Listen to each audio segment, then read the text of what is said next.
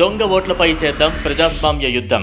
2 ఏళ్ల క్రితం జరిగిన తిరుపతి ఉప ఎన్నిక సమయంలో తిరుపతి కార్పొరేషన్ కమిషనర్గా, ఉప ఎన్నికకు ఈఆర్ఓగా పనిచేసిన ఐఏఎస్ అధికారి గిరీష 30,000కు పైగా దొంగ ఓట్లు వేయించడంలో వైసీపీ నేతలకు సహకరించి సస్పెండ్ అయ్యారు.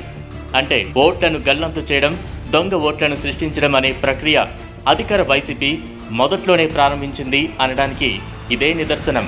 మృతుల ఓట్లను జాబితాల్లోంచి తొలగించకపోవడం, డబ్లింగ్ అంటే ఒక వ్యక్తి పేరునే ఒకటికి మించి ఓట్లు ఉండటం, శాశ్వతంగా వలసపోయిన వారి ఓట్లను తొలగించకపోవడం, కనిపించని డోర్ నంబర్తో ఓట్లు చేర్పించడం. వైసీపీ ఓట్ల అక్రమాలు ఇలాంటివే. తెలుగుదేశం నేతలు అనేక ఫిర్యాదులు చేసిన తర్వాత ఓట్ల అక్రమాలను సరిదిద్దామంటూ ఆంధ్రప్రదేశ్లో 2024 ఓటర్ల తుది జాబితాను కేంద్ర ఎన్నికల సంఘం విడుదల చేసింది. కానీ ఈ జాబితాలోనూ అవే తప్పులు పునరావృతమయ్యాయి. ఉదాహరణకు శ్రీకాకుళం జిల్లా ఎచ్చెర్ల నియోజకవర్గంలో శిథిలమైన పోలీస్ క్వార్టర్ చిరునామాతో 250 ఓట్లు నమోదయ్యాయి. పలనాడు జిల్లా నర్సరావుపేట నియోజకవర్గంలో నిర్మాణంలో ఉన్న భవనం చిరునామాతో 33 ఓట్లు ఉన్నాయి.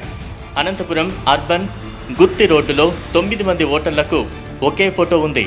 ఇలా చెప్పుకుంటూ పోతే ఇలాంటి అవకతవకలు కోకొల్లలు. ఈ అక్రమాలన్నింటికీ వాలంటీర్ వ్యవస్థను దుర్వినియోగం చేస్తోంది వైసీపీ. టీడీపీ సానుభూతి పరుల ఓట్లు ఓటర్ల జాబితాలో ఉండకూడదు అని బహిరంగంగా చెప్పిన వైసీపీ నేతలు, మన ఓట్లు అనుకుంటే ఓకే, మనం కాదనుకుంటే ఇవి జస్ట్ రైజ్ అయిన అధ్యక్ష. మన ఓట్లు కాదంటే మన కేసీఆర్ కావు. మన అపోజిట్ నాయకులకి చుట్టాలు బంధువులు వాళ్ళు పిలిస్తే వస్తారు, మనం పిలిస్తే రారనుకో.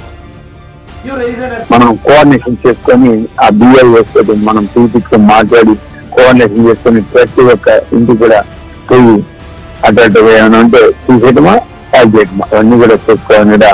సీదిరి అప్పలరాజు, రామిరెడ్డి ప్రతాప్ రెడ్డి వంటి వాళ్లపై ఎన్నికల అధికారులు ఎలాంటి చర్యలు తీసుకోలేదు.